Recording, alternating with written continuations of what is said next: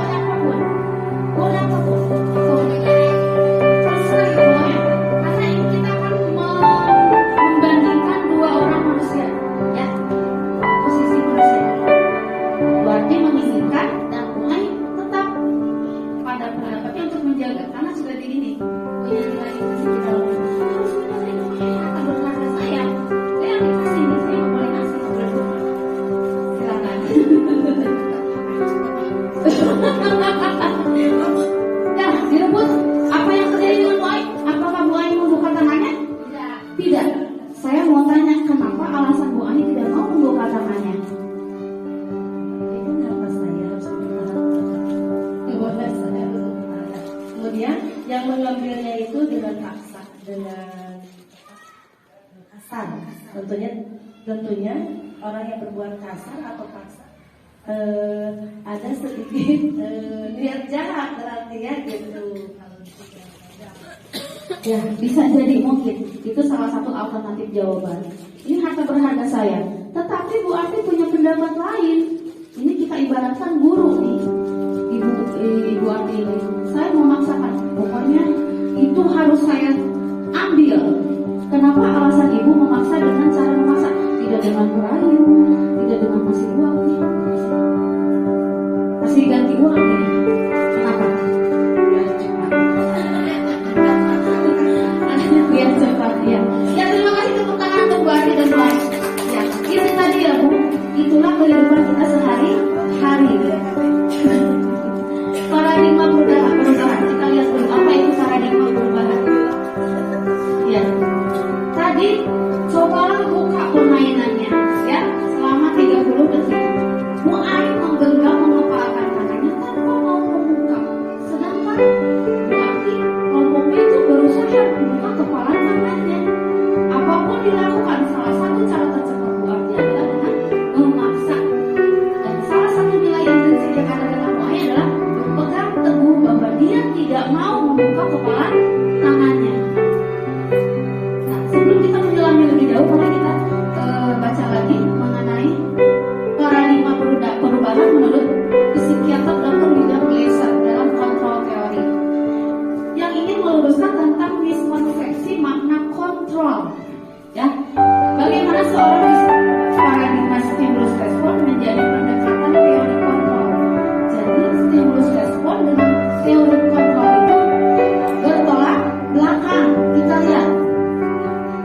Siapa sesungguhnya yang memiliki kontrol? Murid atau guru? Stimulus respon belum tentu Bu. Kita perhatikan dulu. Ketika mulai dipaksa, tangannya disuruh membuka. Kita memandang, kita mencoba mengubah orang agar memandang bersama dengan kita. Bu Arti berpikir seperti itu. Tetapi setelah teori kontrol dia menjelaskan ternyata sesungguhnya kita berusaha memahami pandangan orang lain tentang diri. Tuh, ya Bu ya. Penjelasan telah belakang sekali. Yang selanjutnya, perilaku buruk dilihat sebagai suatu kesalahan. Ternyata perilaku buruk itu, semua perilaku itu memiliki tujuan. Mereka melakukan itu pasti untuk maunya ujung-ujung dilakukan gitu ya.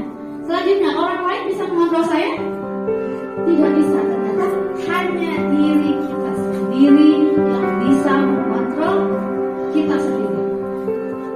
Apakah saya bisa mengontrol orang lain? Anda tidak bisa mengontrol orang lain. Ada nilai intrinsik di luarnya. Kita sebagai yang memaksa adalah ekstrinsik. Pemaksaan ada pada saat rujukan gagal. Ternyata itu adalah proses kolaborasi, kerjasama. Cuma cara apa? Gawang-gawang. Gigi maksa, gigi kekeh, gitunya. Dan konsensusnya adalah menciptakan pilihan-pilihan baru. Tadi seperti Bu Arti, sok eta gantian ku atas bisa. Udah bagus, Bu Ani pasihkeun. Oke, Bu Abi dipasihan nilai ageun. Itu adalah pilihan, ya Bu ya. Selanjutnya, model berpikir menang atau kalah. Ternyata menurut teori kontrol itu adalah win-win solution. Bu Ani ngasih emasnya ke Bu Arti karena dia dapat dispensasi, dia dapat nilai. Artinya win-win solution, tidak ada yang dirugikan. Bu Arti dapat emasnya, Bu Ani dapat nilai, sama-sama diuntung. Nah itu sebenarnya kehidupan sesungguhnya ya. Selanjutnya, apa yang menjadi landasan budaya positif? Menurut filosofi pendidikan di Jawa Barat, yaitu pendidikan yang menyenangkan dan berpihak pada murid. Semuanya murid. Dan pembelajaran itu harus menyenangkan, bahagia gitu ya. Standar pendidikan nasional yang kedua, yaitu menciptakan lingkungan positif yang dimana setiap warga sekolah dan pemangku kepentingan saling mendukung, menghayati, menerapkan nilai-nilai kebajikan yang telah disepakati bersama. Tujuannya apa? Mengerucut tadi lagi ke profil pelajar Pancasila. Ya, masih ingat lagunya Bapak Ibu? Pelajar Pancasila beriman dan bertakwa pada Tuhan Yang Esa dan berakhlak mulia, berkebinekaan global, gotong royong mandiri, kreatif dan bernalar kritis. Itu ujungnya, mengerucutnya ke situ. Tapi saya akan paparkan dulu apa yang dimaksud budaya positif.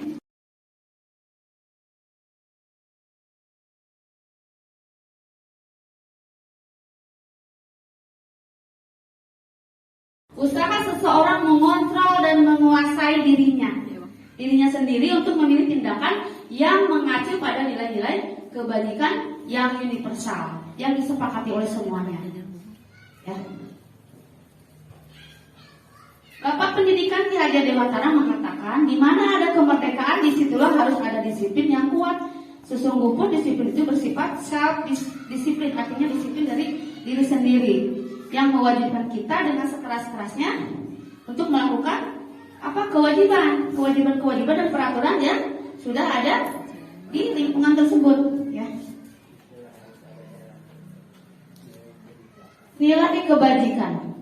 Menurut Dr. William, dalam teori kontrolnya menyatakan setiap perbuatan memiliki suatu tujuan, apapun pekerjaannya yang dilakukan adalah jelek, pekerjaan yang dilakukannya adalah baik, semua memiliki tujuan. Tujuannya itu bermacam-macam. Motivasi perilakunya yang pertama untuk menghindari hukuman. Saya berbuat baik karena takut. Saya mengerjakan PR kata anak karena takut dihukum. Itu motivasinya. Tapi ada motivasi lain, ekstrinsik, yaitu ingin mendapatkan imbalan atau penghargaan orang lain. Saya mengerjakan PR supaya dapat tepuk tangan dari Bu Guru misalnya, supaya dapat nilai 100. Jadi nilai ekstrinsik itu lebih lemah daripada nilai intrinsik. Dan yang paling kuat adalah nilai intrinsik, yaitu mereka mengerjakan sesuatu itu karena ingin mereka dihargai dengan nilai-nilai yang mereka percayai. Saya mengerjakan PR karena saya ingin bisa, saya ingin paham, Ibu Guru senang, ya, teman-teman bisa bertanya, bisa anak-anak. Misalkan kalau kita sebagai guru, saya datang ke sekolah pagi-pagi, apakah karena dilihat Bapak Kepala Sekolah? Atau karena dapat penghargaan dari sekolah, atau memang kewajiban kita melayani anak? Nah, nilai intrinsiknya yang mana? Kalau intrinsik itu datangnya dari hati sanubari yang paling dalam. Kalau ekstrinsik itu ada faktor ada faktor yang membuat dia melakukan itu. Jadi motivasi itu ada 3 ya. Untuk penghargaan, untuk mendapat imbalan, dan ingin dihargai. Selanjutnya, apa bedanya hukuman, konsekuensi, lalu restitusi? Ya, kita bahas di sini. Untuk itu kita perlu meninjau ulang tindakan penegakan peraturan atau keyakinan kelas sekolah selama ini. Tindakan terhadap suatu pelanggaran pada umumnya berbentuk hukuman atau konsekuensinya. Dalam budaya positif di CGP dikenakan dengan segitiga restitusi. Segitiga restitusi 3 tahapan ya Bapak Ibu. Nah, hukuman itu adalah sesuatu yang terjadi bila ada pelanggaran. Sedangkan konsekuensi adalah disiplin yang baik membantu seorang anak belajar atas tindakan mereka. Idealnya konsekuensi itu harus mengikuti tindakan dan harus relevan dengan perilaku. Sedangkan restitusi adalah proses menciptakan kondisi bagi murid untuk memperbaiki kesalahan mereka sehingga mereka bisa kembali ke kelompok mereka dengan karakter yang lebih kuat. Kira-kira pernah dengar istilah restitusi tidak? Pernah? Dalam hukuman, iya. Ya. Kalau saya dulu restitusi itu hukum restitusi di matematika, Pak, Bu ya. Jadi belum paham kok hubungannya apa restitusi dengan hukuman dan konsekuensi. Kita bahas selanjutnya. Saya akan menguji wawasan Ibu apa bedanya hukuman dengan konsekuensi. Di sini ada penjelasannya. Bapak Ibu bisa perhatikan. Hukuman sesuatu yang menyakitkan harus terjadi.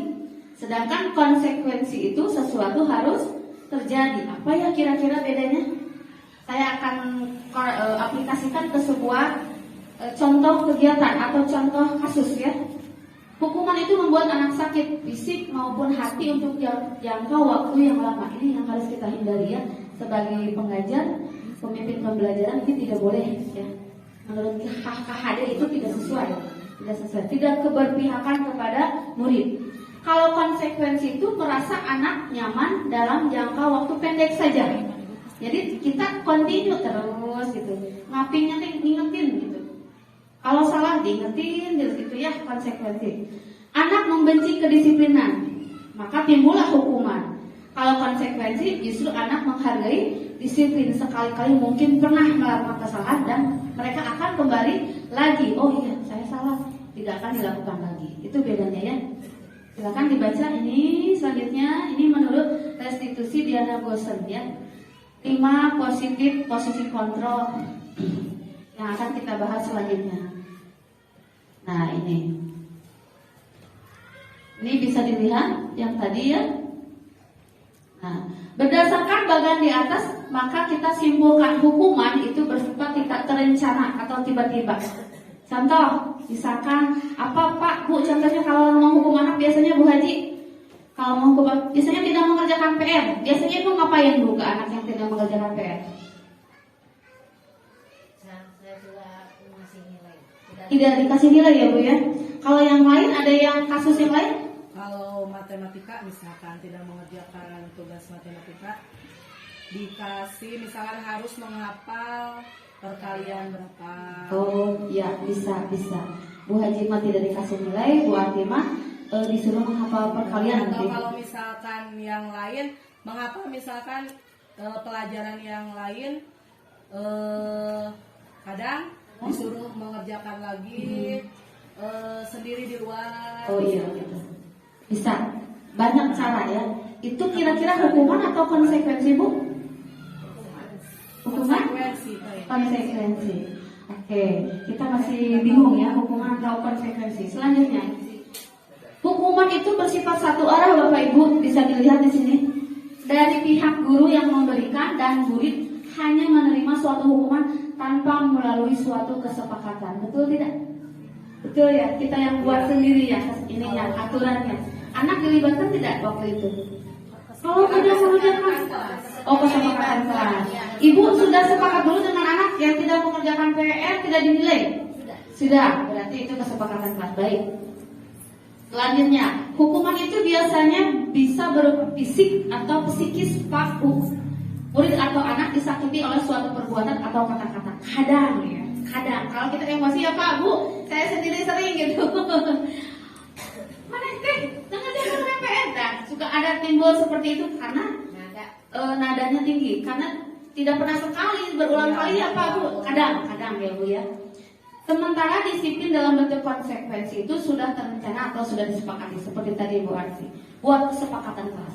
Yang tidak mengerjakan PR wajib menghafal perkalian berapa atau mengerjakan tugas apa gitu ya. Itu kesepakatan kelas ya Pak Bu. Umumnya bentuk-bentuk konsekuensi itu dibuat oleh pihak guru atau sekolah dan murid sudah mengetahuinya kalau konsekuensi itu. Kalau hukuman murid tidak dilibatkan, itu bedanya. Kira-kira mending hukum, mending ngasih konsekuensi ke anak.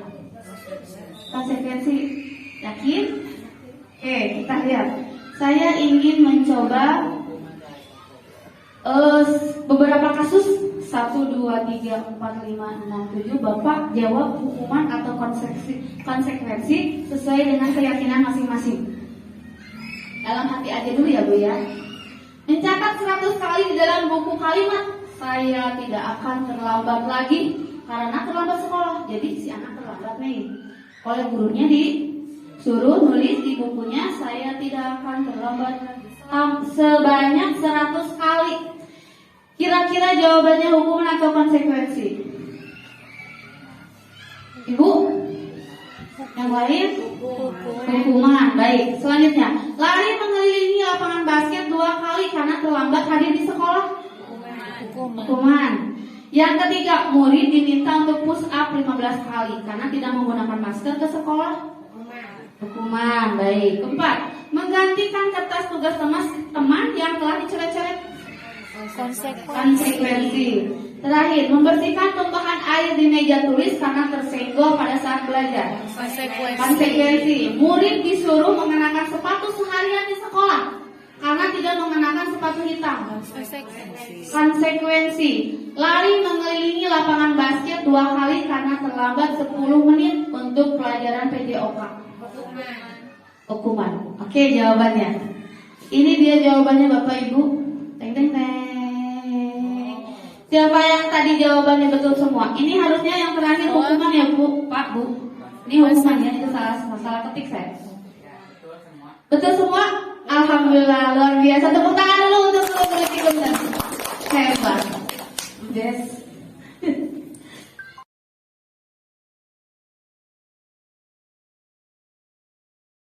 Saya jadi pelajar, saya harus disiplin, saya harus berangkat pagi-pagi, saya harus mengikuti upacara bendera, saya harus bertanggung jawab menjadi petugas upacara. Jadi timbul dari sini.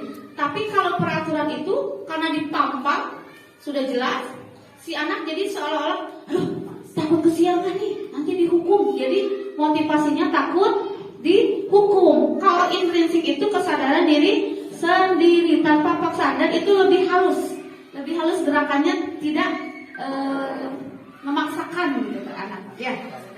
Mengerucutnya ke sini Bu, tetap ke profil pelajar Pancasila sama saja. Mungkin ini prosesnya sedikit bertahap-tahap. Kalau itu sedikit dipaksakan, sok ngabaris Cilompong. Nah, gitunya hal ekstrinsik. Kalau intrinsik mah lempeng nyari ngalompong-lompong nyari hormat leres. Kalau ekstrinsik mah hormatnya dipolotokan heula guru. Sama teh sih bener. Siun ngomong gitu kan. Kalau intrinsik itu beda ya Bu. Disadarkannya digugah. Bagaimana cara menimbulkan atau memotivasi intrinsik itu? Dengan melalui segitiga restitusi. Ya. Saya punya sebuah video. Sebelum ke video, saya akan perkenalkan dulu 5 kebutuhan dasar. Ternyata manusia di dunia itu, bapak, ibu, kakek, nenek, adik, anak, bayi, semuanya kebutuhannya yaitu sama. Bertahan hidup Bu. Bagaimana caranya kita bertahan hidup? Bisa disayang, diterima, kemudian menguasai segala yang kita inginkan. Aduh, Lestofil main piano teh kumaha carana supaya abi oge bisa main piano. Kumaha carana batur oge bisa diraku abi teu tiasa gitu nya. Selanjutnya kebebasan. Kebebasan itu free. Free dalam arti bebas mengeluarkan pendapat, bebas menolak, bebas menyatakan kekesalan, bebas. Kemudian yang terakhir kesenangan. Harus merasa senang, fun gitu ya, bahagia. Bapak Ibu akan bedakan kelima posisi kontrol berikut ini. Bisa Bapak Ibu simak.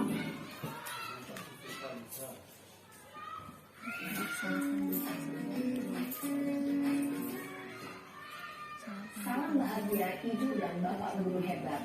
Dalam penerapan disiplin positif restitusi, salah satu program yang dikembangkan adalah 5 posisi kontrol.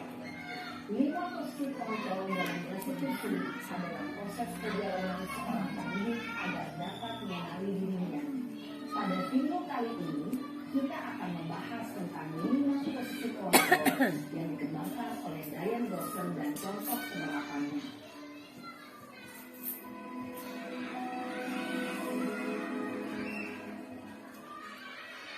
Lima posisi kontrol itu adalah 1. Posisi pendukung. 2. Posisi pembuat masalah bersalah. 3. Posisi teman. 4. Posisi pemantau atau monitor. Dan 5. Posisi manajer. Untuk lebih memahami kelima posisi tersebut, mari kita saksikan kasus kemarin yang terlambat hadir 20 menit di sekolah dan melihat bagaimana kelima posisi kontrol dalam menghadapi masalah tersebut.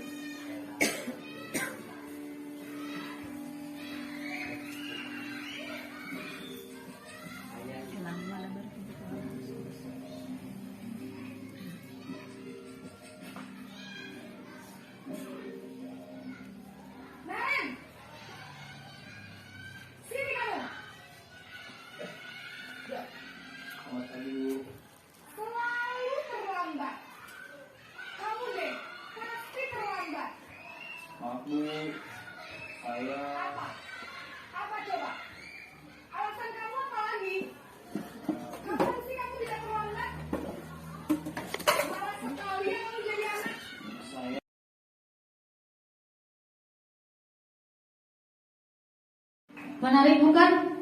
Ternyata ada 5 posisi kontrol. 1 sebagai penghukum. Yang kedua ada sebagai pembuat rasa bersalah. Yang ketiga sebagai posisi teman.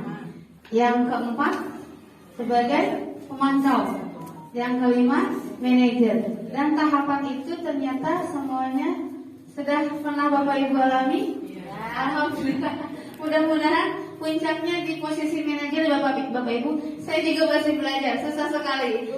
Susah. Karena bergulat dengan ego, ya, lelah, kemudian keadaan di kelas, harus sampai setentang itu, harus sampai seprofesional itu. Karena kita manusia biasa ya Bapak Ibu, perlu ada latihan, keterampilan, sering berlatih, sering meredam gitu ya, sering healing, refreshing ya Bu. Jangan-jangan ya itu tadi posisinya. Dan pertanyaan-pertanyaan dari posisi tersebut beda-beda Bu, responnya juga beda-beda. Coba Bapak Ibu bayangkan kalau Bapak Ibu terapkan ke dalam setiap masalah, responnya pun akan beragam, hasilnya juga akan berbeda-beda. Yang paling baik adalah posisi manajer, di mana di posisi manajer itu ada take and give, bertanya, ada memecahkan masalah ke anak. Jadi si anak yang harus menjawab solusinya. Kalau kamu terlambat, apa yang akan kamu lakukan supaya tidak terlambat lagi? Gitu posisi manajer itu. Kalau posisi penghukum, lari kamu ke lapang. Nah, kalau pembuat bersalah, kamu ini bikin susah ibu, gitu kan? Kalau posisi teman, makanya yang kesiangan lagi ya. Jadi posisinya lebih santai. Kalau pemantau, nih jam berapa nih? Sudah jam 20 lewat nih, kamu terlambat. Nanti jangan terlambat lagi ya. Jadi ada data fakta ya, ini dikumpulkan datanya gitu. Selanjutnya, ini perilaku kontrol negatif dari penghukum, yaitu menghardik Pak Bu, menyakiti, kemudian menyindir. Kemudian guru berkata, biasanya Pak Pokok, kalau kamu tidak melakukannya, saya akan titik misalnya. Saya akan suruh kamu berdiri di belakang pintu misalnya. Terus hasilnya apa? Apakah anak-anak akan nurut Pak Bu? Mungkin nurut, tapi selanjutnya menjadi anak yang pendendam atau pemberontak, marah, ada perasaan benci, kesel kata orang Sunda. Selanjutnya apa dampaknya? Diulangi lagi Bu, ternyata kesalahannya. Tidak muncul unsur intrinsiknya, kesadarannya nggak muncul, karena mereka seolah ditantang oleh guru ya, seolah diajak sparring, diajak ini gitu, bukannya dibetulkan, diarahkan, tapi malah ingin mencoba lagi hal-hal yang lebih ekstrim mungkin. Kaitannya dengan dunia apa? Yaitu meletakkan guru di luar dunia berkualitas. Jadi muridnya, naon guru nanti tanya naon pilih kasih, kan suka ada timbul anak yang bilang gitu ya. Ternyata hasil analisis ini Bu, gara-gara sebagai penghukum gitu. Makanya kita hindari ya Bapak Ibu kalau bisa berikan hukuman. Ya. Selanjutnya dari kelima kontrol itu sebenarnya kita sudah menerapkan segitiga restitusi. Restitusi itu dicetuskan oleh Diana Gosen dalam bukunya Restructuring School Discipline tahun 2001, yang dimana telah merancang sebuah tahapan memudahkan para guru dan orang tua.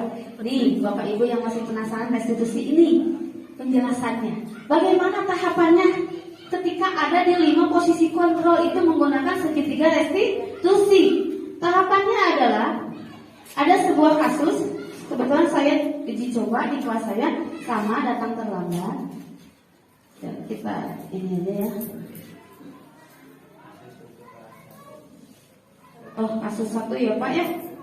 Ini ceritanya 2 anak datang terlambat, kesiangan.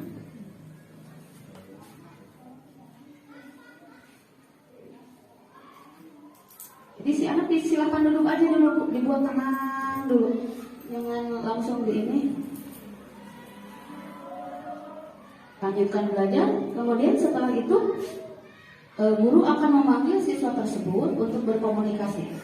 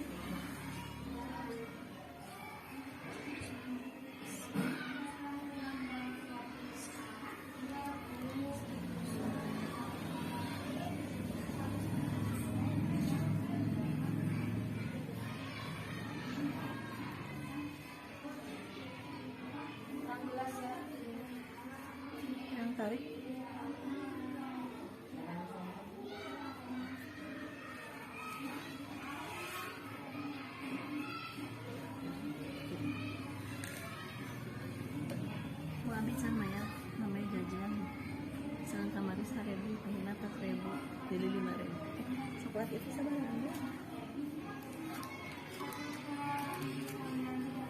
Ibu coklat itu sebenarnya. Oh, berarti kirang salah ibu. Kalau ibu pilih lagi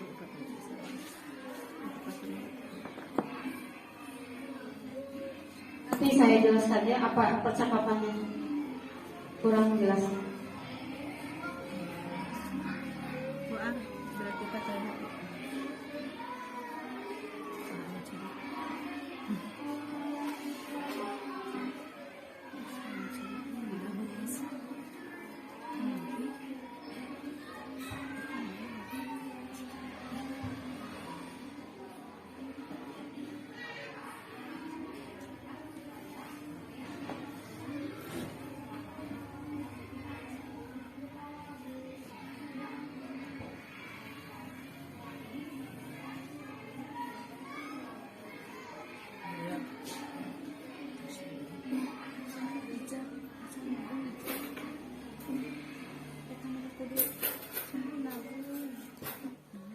Ya, Bapak Ibu tadi saya menanyakan begini, Jiko Najwa tahu tidak? Jadi jangan langsung dimarahin. Najwa, Jiko tahu tidak kenapa kalian Ibu panggil ke sini? Jadi harus mengenalnya, kata orang Sunda. Kenapa? Tahu Bu, kalau yang tidak tahu kan punya polos, gak tahu Bu, ada yang suka jawab gitu. Tapi ada anak yang unsur intrinsiknya sudah muncul, dia langsung tak, oh iya tadi saya kesiangan, pasti akan connect langsung menjawab, iya Bu, tadi saya kesiangan. Terus saya tanya lagi, saya mau pertanyakan lagi kesiangan tersebut. Jadi, mana emang ulah kesiangan, lo kabaran, tapi tanyakan begini Bu ke anak, apakah kesiangan suatu kesalahan? Jadi biar anak yang menilai, bener tuh orang teh udah salah. Nanti dia akan berargumen Bu dengan kita. Itu yang dinamakan segitiga restitusi. Pertama menstabilkan identitas dulu. Si anak distabilkan dulu dirinya. Kamu tadi tahu nggak dipanggil ke sini? Jadi diajak ngobrol dulu. Kalau menurut kamu kesiangan itu kesalahan enggak gitu. Nah setelah itu validasi tindakan yang salahnya. Kesiangan salah tidak? Enggak Bu. Kenapa enggak? Kita nanya pura-pura bego gitu. Kenapa kalau misalnya iya salah? Kalau salah kira-kira harus bagaimana? Atau kita gini, kita berpihak dulu ke murid. Posisikan kita guru berpihak ke murid. Iya, ibu juga pernah kesiangan. Jadi jangan menjudge atau jangan menghakimi anak. Tapi langsung begini katakan. Iya, ibu juga pernah kesiangan. Bahkan ibu pernah kesiangan sampai 1 jam lebih. Ya nggak apa-apa. Setiap orang pasti pernah punya kesalahan. Tapi nanti diperbaiki ya kesalahannya. Tadi kan kamu bilang kesiangan itu suatu kesalahan. Setelah itu tanyakan alasannya Bu. Setiap tujuan pekerjaan yang dilakukan itu punya tujuan. Tadi dijelaskan di sebelumnya. Kenapa kamu kesiangan Jiko? Misalnya. Kenapa kamu kesiangan Najwa? Saya terlalu malam nonton TV terlalu malam. Oh kita teh merespon. Oh gitu. Kalau Najwa karena saya main game di HP. Jadi tidurnya larut malam gitu. Oh kalau begitu nanti mah jangan main HP ya. Jangan tidur malam-malam ya. Terus tanyakan kondisi di rumahnya. Harus keterkaitan. Kok bisa main HP sampai malam? Apakah ada kontrol dari orang tuanya? Apakah anak tidak tahu peraturan di rumahnya bahwa tidak boleh tidur terlalu malam? Tanyakan. Kita akan mengcross-check orang tuanya. Apakah ibu kamu tidak marah kamu nonton TV terlalu malam? Cek Jiko menjawab, karena ibu saya tidak tahu. Ternyata si anak itu punya alasan. Kesiangannya itu karena dia nonton TV diam. Keterangan orang tuanya. Terus Najwa kenapa? Main HP-nya sambil di kasur, sambil tiduran, disangka tiduran, padahal dia sedang main game. Nah itu kesalahannya. Nanti komunikasikan dengan orang tuanya kesalahan-kesalahan tersebut kecil, sepele, tapi efeknya besar ke anak. Ini hasilnya ya. Selanjutnya, tadi menstabilkan identitas itu berupa pertanyaan seperti berbuat salah itu tidak apa-apa. Setiap manusia tidak ada yang sempurna. Saya juga pernah melakukan kesalahan. Jadi mari kita selesaikan masalah ini. Bapak Ibu tidak tertarik mencari siapa yang salah, tapi Bapak Ibu ingin mencari solusi dari masalah ini. Ini ulah diteang anu salah, Bu. Manehnya anu salah teh, kamu yang salah. Ini udah benar, kamu yang salah, jangan ya Bu ya. Jadi harus ada win-win solution. Kamu berhak merasa begitu, kamu berhak marah, kamu berhak nangis, kamu berhak mukul. Tapi apakah itu sudah benar memukul teman, misalkan kalau terjadi perkelahiannya? Selanjutnya. Nah, untuk validasi tindakan, ada kasus anak berantem, ada yang sampai berdarah misalkan. Kenapa kamu mukul si Anu misalnya? Saya marah Bu, dia menghina orang tua saya. Terus kita jawab bagaimana? Oh iya, ibu juga kalau dihina orang tuanya pasti akan melakukan hal yang lebih buruk dari itu.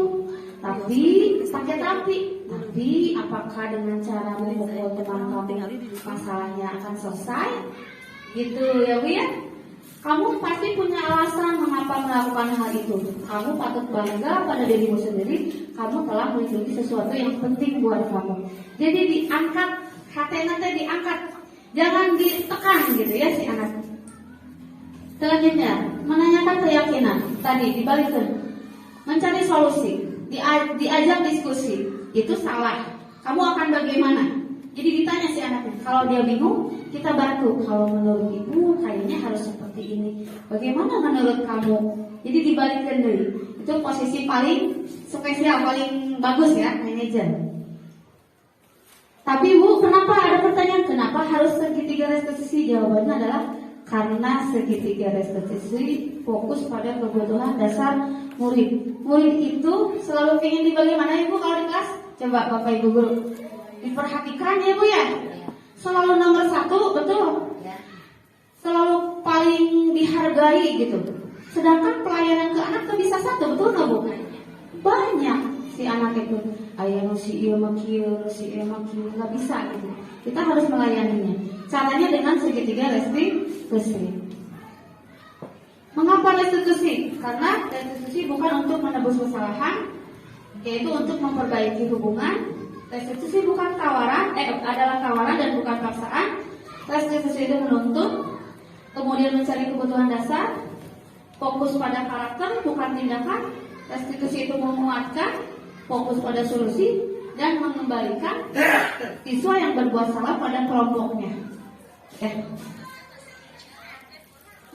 Dari restitusi ini akan timbul budaya positif dan timbullah disiplin positif. Di mana dalam teori kontrol William Glasser itu dijelaskan, Anda tidak bisa mengontrol orang lain karena hanya Anda yang bisa mengontrol diri Anda sendiri. Semua perilaku memiliki tujuan. Model berpikir menang-menang atau win-win solution. Kolaborasi dan konsensus menciptakan pilihan-pilihan baru. Dan realitas kebutuhan kita berbeda-beda. Kita berusaha memahami pandangan orang lain tentang dunia. Setiap orang memiliki gambaran yang berbeda-beda. Nah, ini contoh keyakinan kelas. Nanti Bapak Ibu praktekkan di kelas. Anak-anak, sebabnya karena kelas ini sering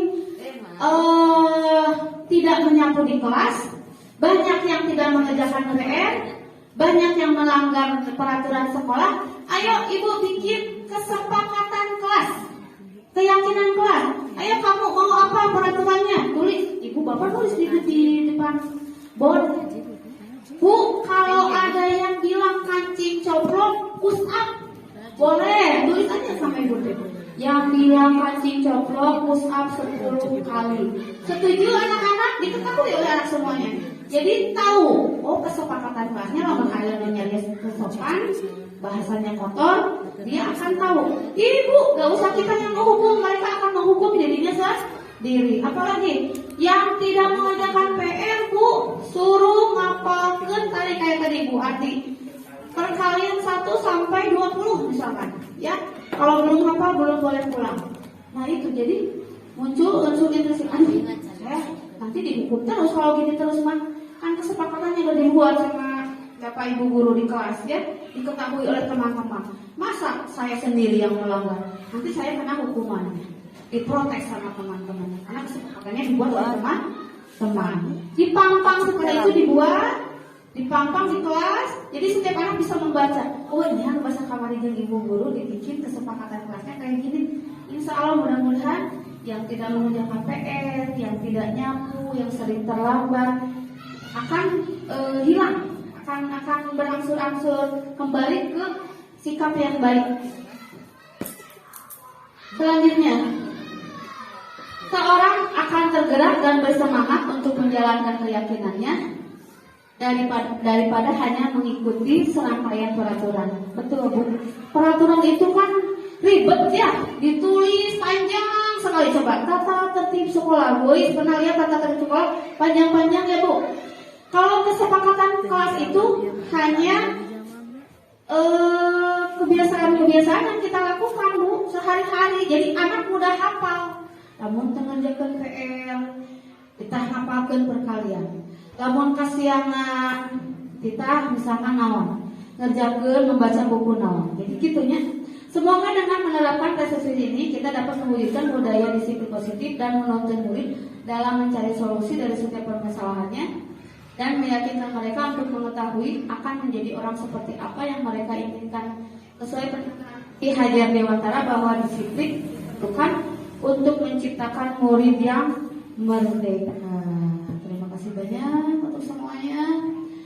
Mungkin ada yang mau menambahkan atau menanggapi Bapak Ibu dari semua rangkaian video dan penjelasannya. Ada yang belum paham mungkin Bapak Ibu memberikan tambahan, menanggapi, boleh. Ya silakan Bu Adi. Pelaksanaan kelasnya mungkin bagi guru harus berpikir lagi kalau pelanggarannya beda-beda kan, ada yang sekolah tidak menjalankan PR, ada yang berantem, kan beda-beda. Berarti setiap guru harus berpikir untuk melaksanakan restitusi sebagai manajernya. Ya, terima kasih Bu Haji Emi. Ya betul sekali Bu. Jadi kesepakatan kelas itu perlu dipikirkan bersama anak-anak. Jadi bukan hanya gurunya saja. Libatkan anak. Ajak anak untuk membuat kesepakatan tersebut sehingga anak mengetahui konsekuensi apa yang akan mereka dapatkan jika mereka melanggar kesepakatan tersebut. Kalau peraturan itu kan dibaca dulu jadi panjang Bu. Kalau anak kan spontan.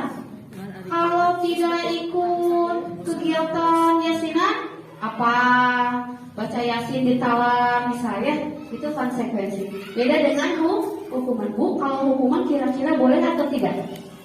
Saya mau tanya, memberikan hukuman boleh atau tidak? Kurang efektif. Enggak, boleh atau tidak? Boleh. Boleh. Yang lain? Boleh tidak, Pak? Boleh. Iya, saya juga setuju boleh. Boleh, Bu. Keberpihakan pada murid itu tidak harus selalu murid yang salah ditanggung, bukan Bu. Keberpihakan murid itu memposisikan kita situasinya. Kalau anaknya perlu dibina ya dibina Bu. Oh ya, soalnya sekolah mah tempat pembinaan ya, pembinaan meluruskan karakter gitu. Ya betul setuju. Hukuman, konsekuensi, restitusi. Jadi itu erat kaitannya ya. Tidak ada lagi yang mau menambahkan? Bapak, Ibu, nggak ada lagi? Tidak. Ya, untuk kita memberikan itu ada dampak ke orang tua. Nanti dari orang tua bisa ada dampaknya gitu. untuk restitusi Bu. Untuk restitusi itu sebenarnya lebih ke intern manajemen guru di kelas. Manajemen guru di kelas. Sebenarnya kita sudah melaksanakan restitusi. Cuma tidak tahu tahapannya, secara tidak sadar kita sudah melakukan restitusi. Setelah saya jelaskan lagi, jadi tahu tahapannya. Jadi stabilkan dulu anak. Kamu tahu nggak dipanggil? Atau kamu bikin kesalahan apa? Ayo hari ini gitu ke anak. Stabilkan dulu emosinya, stabilkan. Setelah itu validasi tindakannya. Geus naon eta budak poe ieu. Misalkan berantem. Kira-kira berantem kesalahan bukan, jadi tanya balik ke sini anak mau nggak jawab, berpikir ada cek dia salah, terus kenapa kamu lakukan? Jadi kita akan ke jawaban apa yang dia utarakan. Kenapa kamu lakukan berantem itu kan katanya tadi kesalahan tidak boleh dilakukan. Validasi tindakannya. Tanya kenapa? Karena setiap tindakan itu memiliki tujuan. Daku kehul, jadi kan curhat si anak teh keluar budal. Jadi berjenjang gitu. Kunaon kehul, da ngahina bapak, nah ngahina bapak, maknya ujung-ujung ngahina bapak. Jadi terus orang teh da abi ngahina. Tuh kalau begitu kira-kira harus bagaimana ya supaya tidak pahina-hina? Jadi nanti dicari akar masalahnya, ketemu di situ. Di segitiga restitusi. Setelah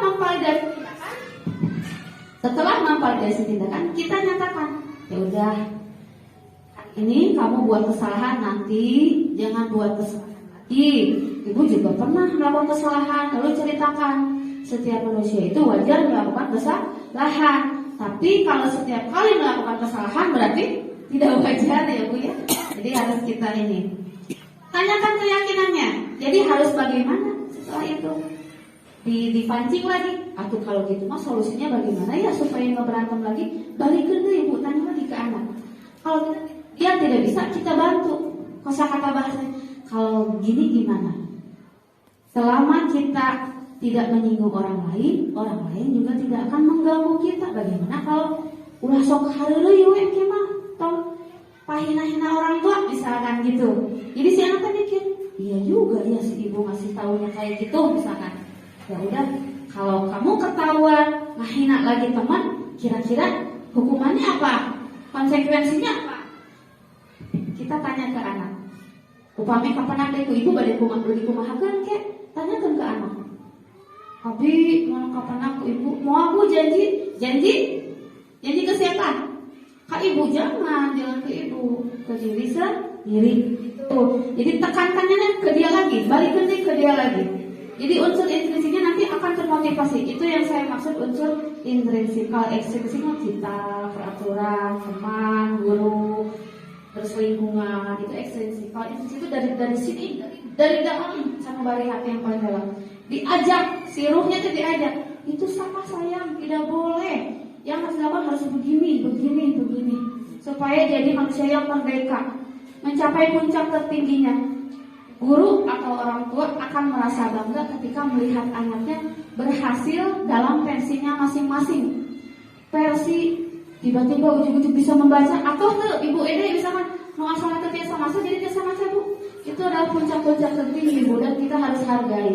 Ketika anak yang tidak bisa ngaji tiba-tiba lancar ngajinya, itu adalah capaian puncak tertinggi anak. Hargai, luar biasa hebat, kasih semangat, reward, motivasi ke anak.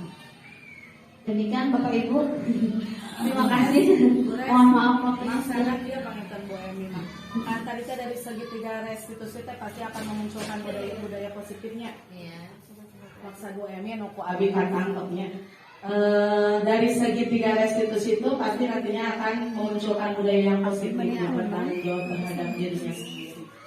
Nah, mungkin untuk menciptakan atau membiasakan memunculkan rasa bertanggung jawab terhadap diri sendiri itu tidak hanya di sekolah ya, dibutuhkan kerjasama dengan semua pihak, tidak hanya guru ataupun murid, bahkan mungkin dengan orang tua. Nah, maksudnya hadiah panggilannya boleh kita nukuatikan tangan. Jangan upami orang yang menerapkan segitiga restitusi hanya di sekolah saja, tetapi orang tua masih dengan pembiasaan budaya seperti itu, mungkin akan sulit juga ya. Jadi akan sangat lebih baik mungkin diseminasi ini juga ya kita sampaikan lagi ke orang tua juga ya. Karena kalau hanya kita yang berjuang sendiri untuk membuat anaknya menjadi lebih baik lagi, yang hanya berapa jam di sekolah akan sulit gitu, kalau menurut saya. Tapi kalau dengan orang tua semuanya, insya Allah budaya positif itu akan muncul. Terima kasih. Seperti sekarang kan katanya salah. Kalau orang tuanya kan di telepon, antep. Kan itu bukan menyelesaikan masalah. Padahal di sekolahnya misalkan sapatos kamari elang ngamuk pisan, terus bisa mencelakai orang lain, mencelakai diri sendiri juga gitu ya. tapi orang tuanya teh seperti tidak ada usia sangat gitu kan, tidak bisa seperti itu ya. Terima kasih. Assalamualaikum warahmatullahi wabarakatuh. Langsung Bu Ati dan Bu Haji. Iya, ya itu tadi. Menarik bukan? Ternyata ada 5 posisi kontrol. 1 sebagai penghukum. Yang kedua ada sebagai pembuat rasa bersalah. Yang ketiga sebagai posisi teman. Yang keempat sebagai pemantau. Yang kelima manajer. Dan tahapan itu ternyata semuanya sudah pernah Bapak Ibu alami? Ya. Alhamdulillah. Mudah-mudahan puncaknya di posisi manajer Bapak Ibu. Saya juga masih belajar, susah sekali. Susah. Karena bergulat dengan ego ya. Lelah, kemudian keadaan di kelas.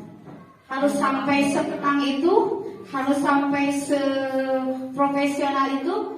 Karena kita manusia biasa ya Bapak Ibu. Perlu ada latihan, keterampilan. Sering berlatih, sering meredam gitu ya. Sering healing, refreshing ya Bu. Jangan-jangan. Ya, itu tadi posisinya. Dan pertanyaan-pertanyaan dari posisi tersebut beda-beda Bu. Responnya juga beda. Coba Bapak Ibu bayangkan kalau Bapak Ibu terapkan ke dalam setiap masalah, responnya pun akan beragam. Hasilnya juga akan berbeda-beda. Yang paling baik adalah posisi manajer, di mana di posisi manajer itu ada take and give, bertanya, ada memecahkan masalah ke anak. Jadi si anak yang harus menjawab solusinya. Kalau kamu terlambat, apa yang akan kamu lakukan supaya tidak terlambat lagi? Gitu posisi manajer itu.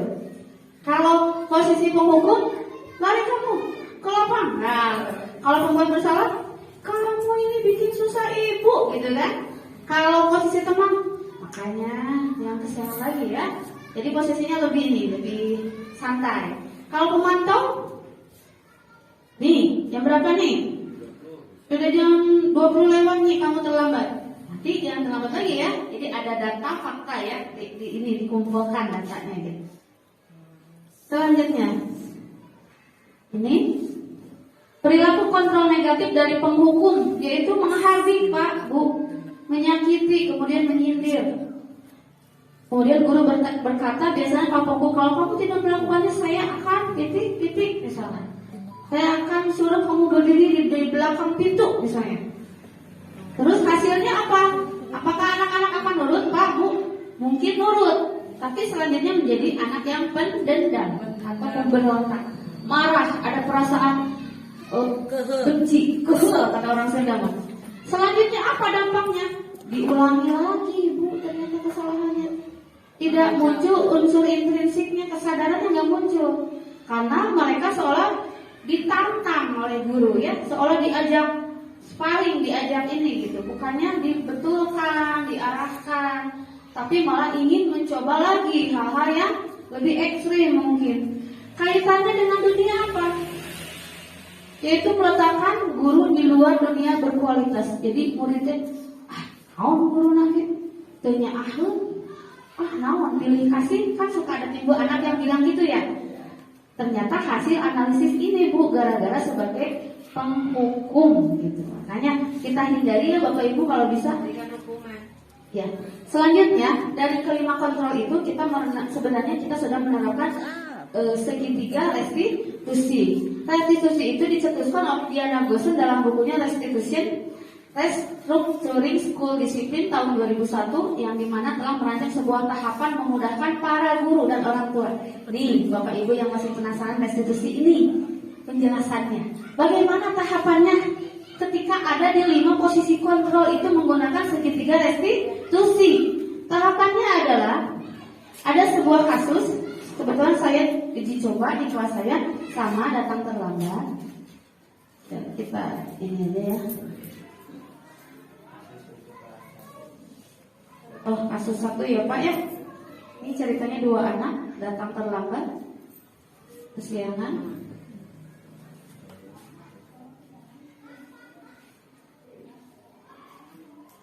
Jadi si anak disilakan duduk aja dulu, dibuat tenang dulu, jangan langsung di ini.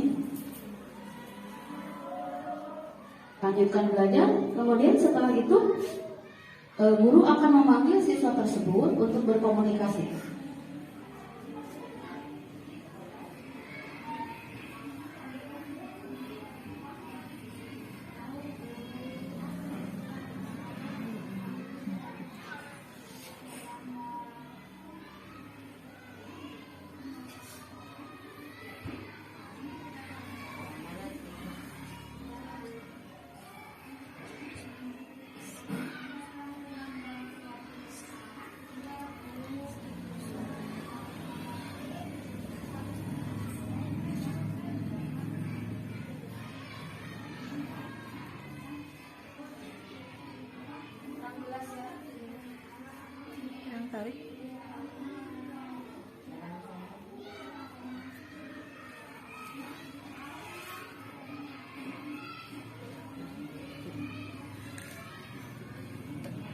Amit sama ya, namanya jajan. Misalnya kemarin 1.000, pengennya 4.000, jadi 5.000. Coklat itu sebenarnya. Ibu coklat itu sebenarnya. Oh, berarti kira 1.000. Kalau ibu pilih 4.000.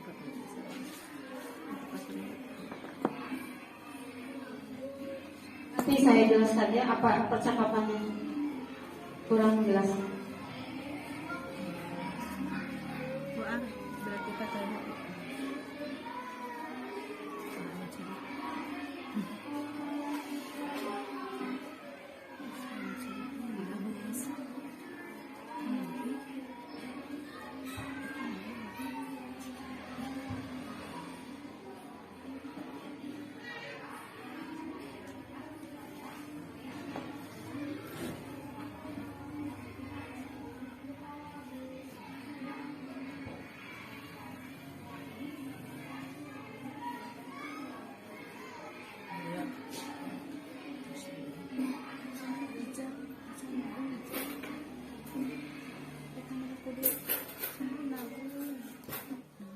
Ya, Bapak Ibu, tadi saya menanyakan begini, Jiko Najwa tahu tidak? Jadi jangan langsung dimarahin. Najwa, Jiko tahu tidak kenapa kalian Ibu panggil ke sini? Jadi harus nganalanya, kata orang Sunda.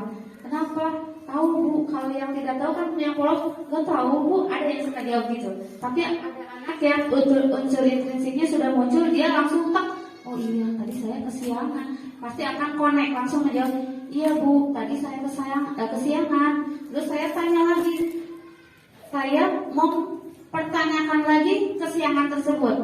Jadi, mana mah, udah kesiangan, lo kabaran kan? Tapi tanyakan begini Bu ke anak, apakah kesiangan suatu kesalahan? Jadi biar anak yang menilai. Bener tuh, orang teh udah salah. Nanti dia akan berargumen Bu dengan kita. Itu yang dinamakan segitiga restitusi. Pertama, menstabilkan identitas dulu. Si anak distabilkan dulu dirinya. Kamu tadi tahu nggak dipanggil ke sini? Jadi diajak ngobrol dulu. Kalau menurut kamu kesiangan itu kesalahan enggak gitu. Nah setelah itu validasi tindakan yang salahnya. Kesiangan salah tidak? Enggak Bu. Kenapa enggak? Kita nanya pura-pura bego gitu. Kenapa kalau misalnya iya salah? Kalau salah kira-kira harus bagaimana? Atau kita gini, kita berpihak dulu ke murid. Posisikan kita guru berpihak ke murid. Iya, Ibu juga pernah kesiangan. Jadi jangan menjudge atau jangan menghakimi anak. Tapi langsung begini katakan. Iya, Ibu juga pernah kesiangan. Bahkan Ibu pernah kesiangan sampai 1 jam lebih. Iya, nggak apa-apa. Setiap orang pasti pernah punya kesalahan. Tapi nanti diperbaiki ya kesalahannya. Tadi kan kamu bilang kesiangan itu suatu kesalahan. Setelah itu, tanyakan alasannya Bu. Setiap tujuan pekerjaan yang dilakukan itu punya tujuan, tadi dijelaskan di sebelumnya. Kenapa kamu kesiangan Jiko? Misalnya, kenapa kamu kesiangan Najwa? Saya terlalu malam nonton TV terlalu malam. Oh, kita teh merespon. Oh, gitu. Kalau Najwa, karena saya main game di HP, jadi tidurnya larut malam gitu. Oh, kalau begitu nanti mah jangan main HP ya, jangan tidur malam-malam ya. Terus tanyakan kondisi di rumahnya. harus keterkaitan. Kok bisa main HP sampai malam? Apakah ada kontrol dari orang tuanya? Apakah anak tidak tahu peraturan di rumahnya bahwa tidak boleh tidur terlalu malam? Tanyakan. Kita akan mengcross-check orang tuanya. Apakah ibu kamu tidak marah kamu nonton TV terlalu malam? Cek Jiko menjawab, karena ibu saya tidak tahu. Ternyata si anak itu punya alasan. Kesiangannya itu karena dia nonton TV diam, keterangan orang tuanya. Terus Najwa kenapa? Main HP-nya sambil di kasur, sambil tiduran, disangka tiduran, padahal dia sedang main game. Nah itu kesalahannya. Nanti komunikasikan dengan orang tuanya kesalahan-kesalahan tersebut kecil, sepele, tapi efeknya besar ke anak. Ini hasilnya ya. Selanjutnya, tadi menstabilkan identitas itu berupa pertanyaan seperti berbuat salah itu tidak apa-apa. Setiap manusia tidak ada yang sempurna. Saya juga pernah melakukan kesalahan. Jadi mari kita selesaikan masalah ini. Bapak Ibu tidak tertarik mencari siapa yang salah, tapi Bapak Ibu ingin mencari solusi dari masalah ini. Jadi ulah ditanya mau salah nah Bu, manehnya mau salah teh, kamu yang salah. Ini udah benar, kamu yang salah, jangan ya Bu ya. Jadi harus ada win-win solution. Kamu berhak merasa begitu, kamu berhak marah, kamu berhak nangis, kamu berhak mukul. Tapi apakah itu sudah benar memukul teman? Misalkan kalau terjadi perkelahiannya. Selanjutnya, nah untuk validasi tindakan, ada kasus anak berantem, ada yang sampai berdarah misalkan. Kenapa kamu mukul si Anu misalkan? Saya marah Bu, dia menghina orang tua saya. Terus kita jawab bagaimana? Oh iya, ibu juga kalau dihina orang tuanya pasti akan melakukan hal yang lebih buruk dari itu. Tapi pakai tapi apakah dengan cara memukul teman kamu masalahnya akan selesai? Gitu ya Bu ya. Kamu pasti punya alasan mengapa melakukan hal itu. Kamu patut bangga pada dirimu sendiri. Kamu telah melindungi sesuatu yang penting buat kamu. Jadi diangkat, hatena teh diangkat, jangan ditekan gitu ya si anak. Selanjutnya, menanyakan keyakinan. Tadi dibalikkan, mencari solusi, diajak diskusi. Itu salah. Kamu akan bagaimana? Jadi ditanya si anaknya. Kalau dia bingung, kita bantu. Kalau menurut ibu, kayaknya harus seperti ini. Bagaimana menurut kamu? Jadi dibalikkan dulu. Itu posisi paling spesial, paling bagus ya, manajer. Tapi Bu, kenapa ada pertanyaan? Kenapa harus segitiga restitusi? Jawabannya adalah karena segitiga restitusi fokus pada kebutuhan dasar murid. Murid itu selalu ingin dibagi mana Ibu kalau di kelas? Coba Bapak Ibu guru diperhatikan ya Bu ya. Selalu nomor 1, betul? Selalu paling dihargai gitu. Sedangkan pelayanan ke anak tuh bisa 1, betul nggak Bu? Banyak si anak itu. Ayah si iya makieu, si iya makieu, nggak bisa gitu. Kita harus melayaninya. Caranya dengan segitiga restitusi. Mengapa restitusi? Karena restitusi bukan untuk menebus kesalahan, yaitu untuk memperbaiki hubungan. Restitusi bukan tawaran, adalah tawaran dan bukan paksaan. Restitusi itu menuntut, kemudian mencari kebutuhan dasar, fokus pada karakter bukan tindakan. Restitusi itu menguatkan, fokus pada solusi, dan mengembalikan siswa yang berbuat salah pada kelompoknya. Dari restitusi ini akan timbul budaya positif dan timbullah disiplin positif. Di mana dalam teori kontrol William Glasser itu dijelaskan, Anda tidak bisa mengontrol orang lain karena hanya Anda yang bisa mengontrol diri Anda sendiri. Semua perilaku memiliki tujuan. Model berpikir menang-menang atau win-win solution. Kolaborasi dan konsensus menciptakan pilihan-pilihan baru. Dan realitas kebutuhan kita berbeda-beda. Kita berusaha memahami pandangan orang lain tentang dunia. Setiap orang memiliki gambaran yang berbeda-beda. Nah, ini contoh keyakinan kelas. Nanti Bapak Ibu praktekkan di kelas. Anak-anak, sebabnya karena kelas ini sering tidak menyapu di kelas, banyak yang tidak mengerjakan PR, banyak yang melanggar peraturan sekolah. Ayo Ibu bikin kesepakatan kelas. Keyakinan kelas. Ayo kamu mau apa peraturannya? Tulis. Ibu bapak tulis di depan board. Bu, kalau ada yang bilang kancing coplok, push up. Boleh, tulis aja sama ibu. Yang bilang kancing coplok, push up 10 kali. Setuju anak-anak? Diketahui oleh anak semuanya. Jadi tahu, oh kesepakatan kelasnya lambang ada nyari kesopan, bahasanya kotor, dia akan tahu. Ibu, gak usah kita yang menghukum, mereka akan menghukum dirinya sendiri. Apalagi yang tidak mengerjakan PR, Bu, suruh ngapalkan tadi kayak tadi Bu Ati. Perkalian 1 sampai 20 misalkan, ya. Kalau belum hafal belum boleh pulang. Nah itu jadi muncul unsur intrinsi. Nanti dihukum terus kalau gini terus mah. Kan kesepakatannya udah dibuat sama Bapak Ibu guru di kelas ya, diketahui oleh teman-teman. Masa saya sendiri yang melanggar? Nanti saya kena hukumannya, diprotes sama teman-teman. Karena kesepakatannya dibuat oleh teman-teman. Dipampang seperti itu dibuat, dipampang di kelas. Jadi setiap anak bisa membaca. Oh ini bahasa kamar jeung ibu guru dibikin kesepakatan kelasnya kayak gini. Insya Allah mudah-mudahan yang tidak mengerjakan PR, yang tidak nyapu, yang sering terlambat akan hilang, akan berangsur-angsur kembali ke sikap yang baik. Selanjutnya, seorang akan tergerak dan bersemangat untuk menjalankan keyakinannya daripada hanya mengikuti serangkaian peraturan. Betul Bu, peraturan itu kan ribet ya, ditulis panjang sekali. Coba tata tertib sekolah, Bu, pernah lihat tata tertib sekolah panjang-panjang ya Bu. Kalau kesepakatan kelas itu hanya kebiasaan-kebiasaan yang kita lakukan Bu sehari-hari. Jadi anak mudah hafal. Namun mengerjakan PR, kita hafalkan perkalian. Namun kasiangan, kita misalkan naon, ngerjakan membaca buku naon. Jadi gitunya. Semoga dengan menerapkan tes ini kita dapat mewujudkan budaya disiplin positif dan menuntun murid dalam mencari solusi dari setiap permasalahannya, dan meyakinkan mereka untuk mengetahui akan menjadi orang seperti apa yang mereka inginkan. Sesuai perkataan Ki Hajar Dewantara bahwa disiplin bukan untuk menciptakan murid yang merdeka. Terima kasih banyak untuk semuanya. Mungkin ada yang mau menambahkan atau menanggapi Bapak Ibu dari semua rangkaian video dan penjelasannya. Ada yang belum paham mungkin Bapak Ibu memberikan tambahan, menanggapi, boleh. Ya silakan Bu Adi.